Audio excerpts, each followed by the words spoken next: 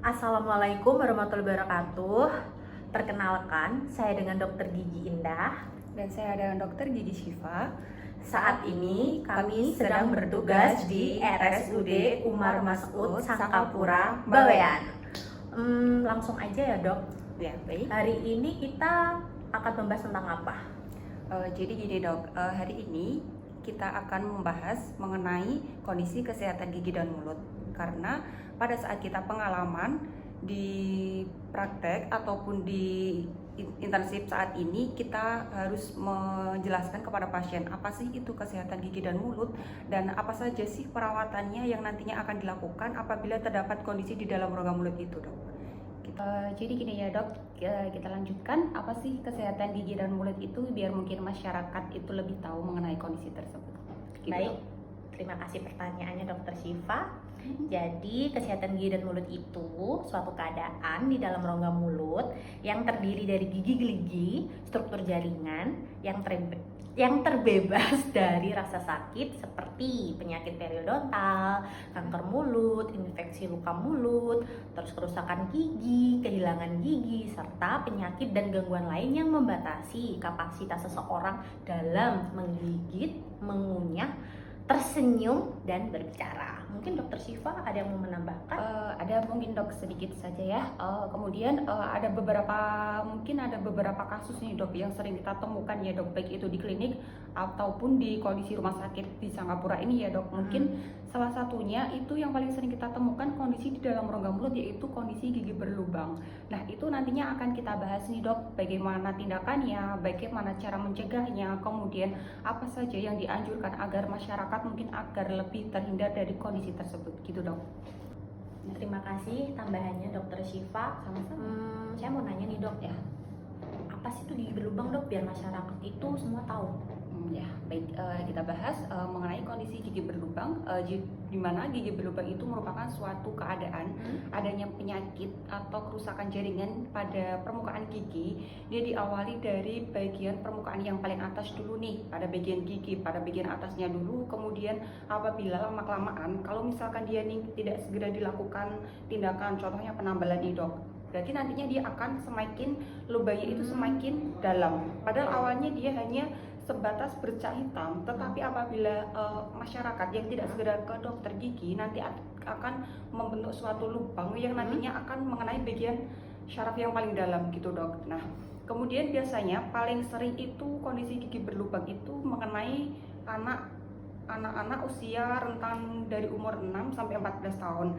Kenapa? Karena pada usia tersebut itu biasanya pergantian nih antara gigi susu sama gigi dewasanya, jadi lebih kritis atau lebih mempunyai resiko lebih tinggi. Makanya dari orang tua, dari ibunya itu lebih sering harus memantau nih kondisi si anaknya, lebih rutin ke dokter gigi 6 bulan sekali agar nantinya tidak mengalami kondisi gigi berlubang tersebut dok gitu. Waduh, penjelasannya lengkap sekali ya. Semoga teman-teman mengerti gitu. semua.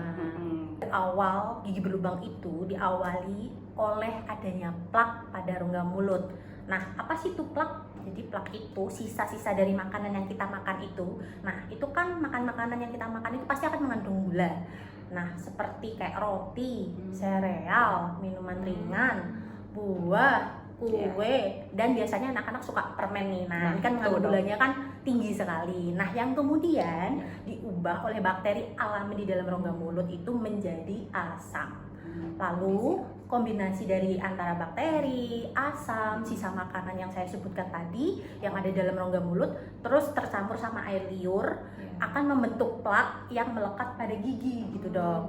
Terus asam yang terdapat dalam plak itu sendiri secara perlahan mengikis lapisan-lapisan di gigi. Jadi dia menggerogoti, istilahnya kayak menggerogoti lah, hingga membentuk lubang pada gigi gitu. Nah, salah satu bakteri penyebab dari gigi berlubang itu adalah Streptococcus mutan dan Lactobacillus. Jadi pentingnya kita menjaga kesehatan gigi dan mulut itu seperti itu, karena kalau kita tidak menjaga ya akan dapat berlubang. Sayang ya dok, kalau misalkan awalnya giginya utuh, tiba-tiba nanti ada bercak hitam terus berlubang kan nanti beda lagi tuh nanti perawatannya ya dok, gitu dok. Sudah dok, ada lagi? Sudah. Oke dok, jadi kan saya tadi sudah menjelaskan bagaimana proses terjadinya gigi berlubang. Mungkin dokter Syifa bisa menjelaskan Bagaimana sih cara mencegahnya? Baik, untuk cara mencegahnya itu berawal dari kita sendiri ya. Yang pertama, caranya kita biasanya rutin itu mensikat gigi 2 kali sehari. Nah, biasanya 2 kali sehari ini nih yang masih banyak yang keliru. Kapan sih waktunya itu, Dok? Jadi untuk waktunya itu 2 kali sehari, sebelum tidur sama setelah sarapan. Nah, itu kemudian yang kedua itu bisa menggunakan pasta gigi berfluorid. Pasta gigi berfluoridnya itu diaplikasikan pada bulu sikat yang halus. Nah, ini biasanya nih, Dok, biasanya kondisi sikatnya itu kebanyakan udah pada rusak tuh, Dok. Oh, yang kayak bunga gitu ya? Ya, udah sayang sekali tuh. Baiknya kita menggunakan bulu sikat yang masih halus, Dok, itu. Kalau misalkan udah sampai yang kayak mekar-mekar itu udah pada rusak, gitu. Nah berbunga gitu ya, Dok, itu sebaiknya udah diganti itu. Kemudian sakit juga itu ya? Nah, itu nggak baik itu, nanti kena gusi lah atau apa gitu ya, Dok. Darah juga. Nah, bisa jadi, Dok. Kemudian untuk pastanya itu diaplikasinya hanya sebesar biji jagung, jangan full sampai di bulunya, bulu sikatnya. Kemudian, soalnya iklan-iklan itu biasanya panjang nah, gitu, Dok. itu salah ya. Nah, ya harusnya sebesar biji jagung saja. Kecil karena aja. itu sudah meng-cover semua di bulunya itu, nanti diratain aja gitu. Kemudian menggunakan benang gigi atau yang kita sebut itu seperti dental floss. Kenapa benang gigi? Karena biasanya pada area-area yang susah dijangkau nih, Dok. Biasanya pada sela-sela gigi tuh, Dok. Kadang nggak bisa kita pakai sikat gigi biasa tuh ya, Dok, pakai benang gigi kemudian diaplikasikan untuk menghilangkan sisa-sisa makanan. Nah, gini, Dok, bentar. Kan biasanya kan untuk pasang benang gigi ini orang-orang kan nggak tahu. Nah, orang-orang biasanya kan pakai apa namanya, tusuk gigi. Nah, sebenarnya itu tusuk gigi itu nggak boleh karena biasanya tusuk gigi itu akan menyebabkan giginya itu menjadi renggang. Nah, itu harus dihindari. Nah, diganti sama dental floss atau sebut juga dengan apa, Dok? Benang gigi. Benang gigi ya, Dok, yang panjang itu memang khusus gitu. Jangan pakai apa namanya, tusuk gigi lagi ya, Dok ya. Gigi itu ya, Dok. Kemudian yang penting lagi nih, rutin ke dokter gigi 6 bulan sekali. Jangan sampai baru ada keluhan giginya sudah berlubang besar baru kita ke dokter gigi. Wah, itu harus dihindari banget tuh, Dok. Biasanya juga ini ya, bikin cuannya makin keluarnya makin banyak kalau dia tuh nunggu sakit dulu.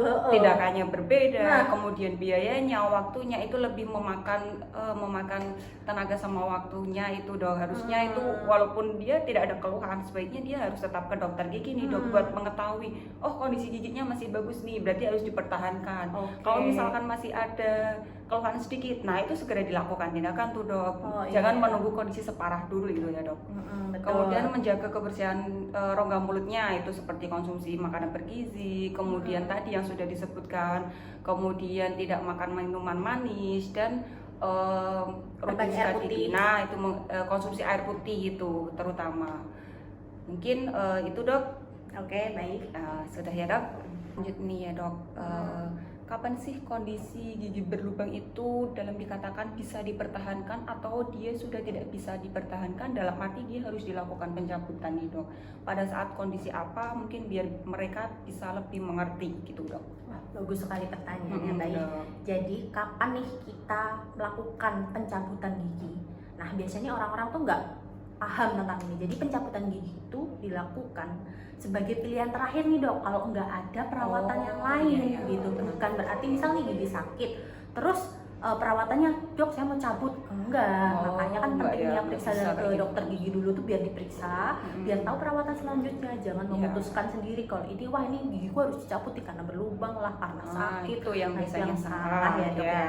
Nah, biasanya itu kehilangan gigi yang sudah setengah, terus biasanya juga gigi yang sudah tidak bisa dipertahankan lagi, baru itu dicabut. Bukan berarti semua keluhan sakit gigi itu dicabut. Nah, gitu, itu biasanya mungkin masyarakat yang masih awam gitu ya, Dok. Biasanya kondisi gigi berlubang, waduh cabut aja, Dok. Wah, itu yang sayang. Nanti kalau misalkan udah dicabut, kondisi giginya hilang, itu akan berpengaruh sama pengunyahan, kemudian estetik dan lain sebagainya gitu ya, Dok. Gitu. Nah, mungkin saya juga izin menambahkan, mungkin saya tadi sudah dijelaskan kapan sih kondisi itu bisa dilakukan pencabutan. Nah, sekarang selain dilakukan pencabutan, ini alternatif yang paling diutamakan. Nah, contohnya kita lakukan penambalan. Nah, penambalan gigi berlubang itu ada beberapa macam. Yang pertama, contohnya ada penambalan resin komposit yang dimana dia menggunakan sinar itu, Dok. Nanti akan dijelaskan ya, Dok, selanjutnya. Gitu. Kemudian ada GIC atau glass ionomer semen itu dengan menggunakan bubuk sama liquid, itu juga nanti akan dijelaskan juga apa sih itu bedanya, apa sih tadi sama yang menggunakan sinar.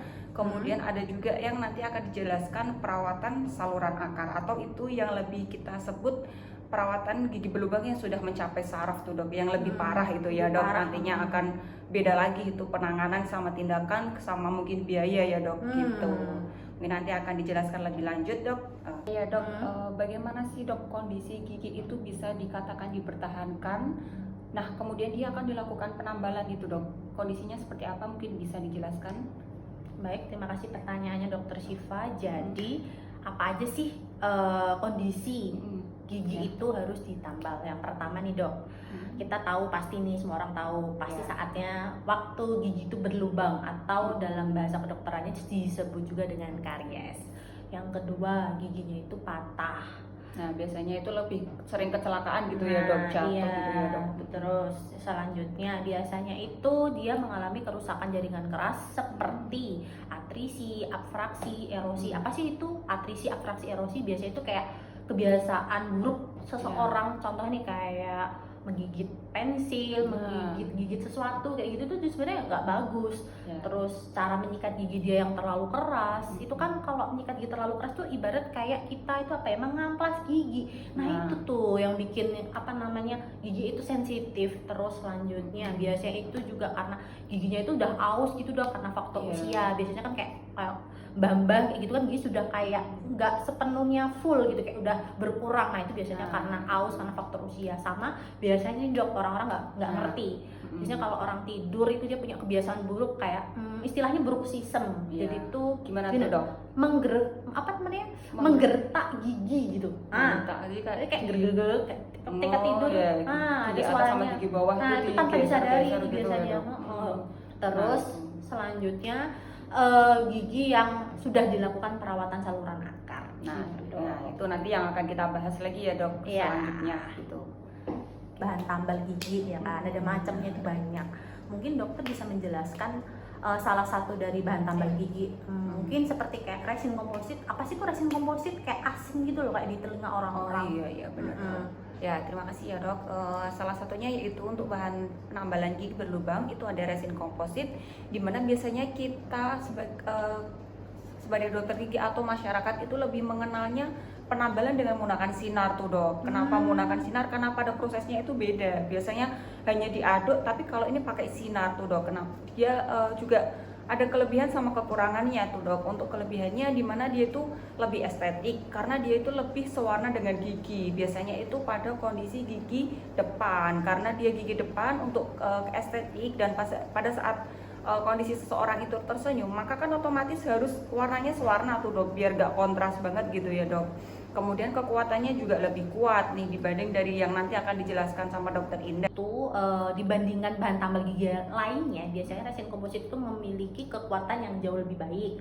Terus karena dia tuh estetik, kenapa estetik? Karena resin komposit itu memiliki ketersediaan warna yang berbagai macam warna. Karena setiap individu, setiap orang itu kan warna giginya kan beda-beda. Nggak semua putih-putih itu juga ada putih tulang, putih apa. Nah itu bisa disesuaikan sama kondisi gigi pasien kayak gitu. Makanya dia estetik sekali. Terus selanjutnya resin komposit ini tuh juga gampang untuk diaplikasikan dok. Jadi cukup hanya 1 kali kunjungan. Jadi tuh pasien nggak bolak-balik gitu. Biasanya kan pasien kan mengeluh gitu kan karena bolak-balik dok, ini kok nggak selesai. Nah kalau resin komposit itu cukup 1 kali kunjungan saja. Nah yang bolak-balik itu biasanya contohnya kayak PSA. Nanti mungkin dokter mau menjelaskan tentang PSA ya dok.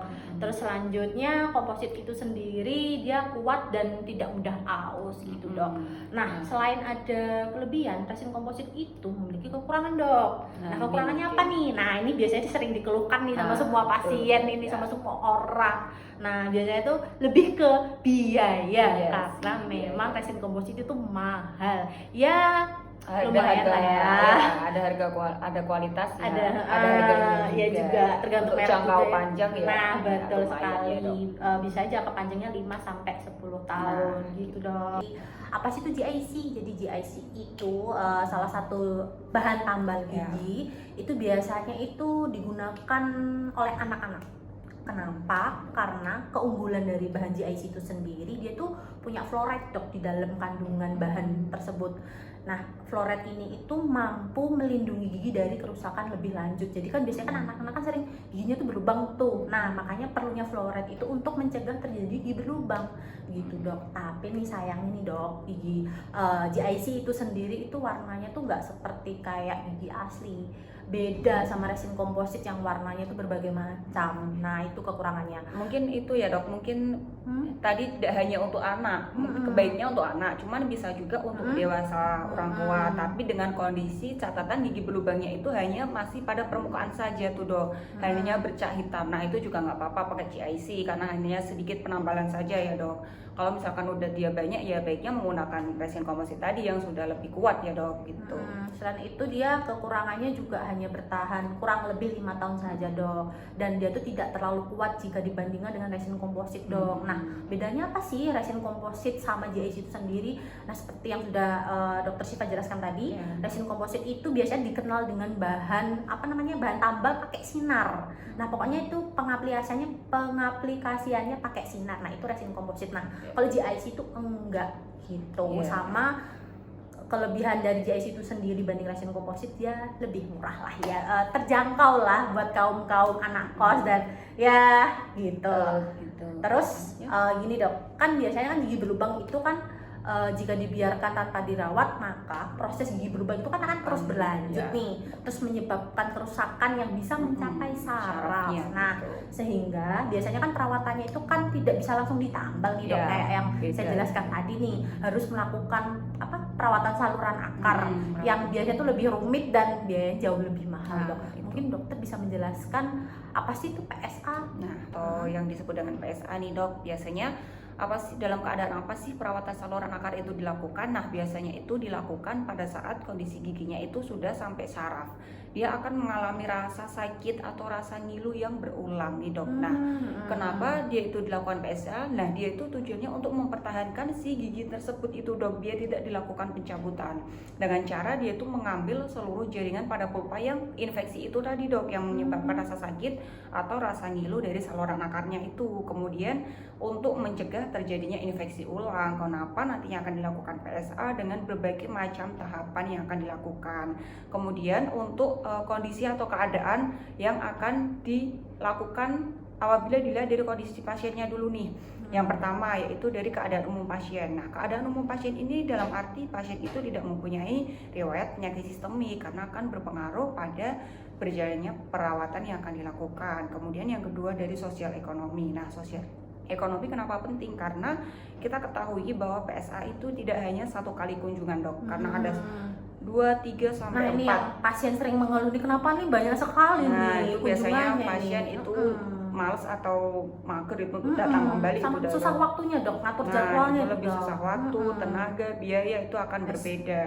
Kemudian dari keadaan lokal ini dilihat dari hasil ronsennya. Pasien itu harus melakukan ronsen terlebih dahulu. Kenapa? Karena harus diketahui nih jaringan yang tidak terlihat oleh mata, dari kondisi akarnya, apakah dia satu atau ganda, kemudian dari akarnya apakah dia itu lurus atau bengkok, itu juga harus diketahui dari hal-hal tersebut, biar nantinya dokter itu bisa mempertimbangkan, oh begini nih tindakan lakukannya, oh gini nanti kondisinya seperti ini gitu. Jadi harus ada pendukung dari ronsen gitu. Pada kondisi gigi berlubang, apakah itu harus dilakukan penambalan? Kalau misalkan dia rasa masih sakit, ngilu berlebih, itu apakah langsung ditambal, apakah langsung dicabut?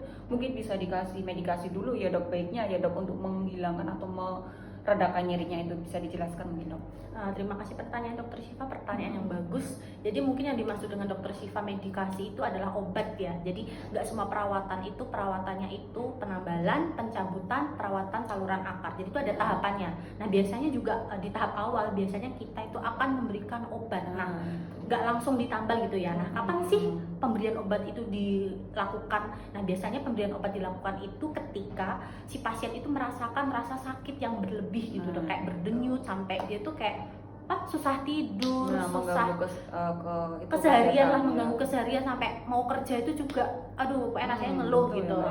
Terus selanjutnya dia itu pasiennya itu sering bengkak Nah, itu bengkak itu nggak boleh langsung Terus, dilakukan tindakan tuh. biasanya juga nih dok, nah semalam tuh dia pasiennya tuh demam gitu, jadi demamnya sempat beberapa hari atau baru semalam demam gitu dok. Tapi nih dok, asal perlu dokter tahu juga nih, kita semua tahu obat itu tuh hanya untuk meredakan rasa nyeri ya dok. Nah, itu Di biasanya. kedokteran gigi itu seperti itu ya kan, jadi bukan untuk mengobati. Jadi Nah, yang itu. perlu kalian semua tahu, obat itu hanya untuk meredakan rasa nyeri, bukan untuk mengobati.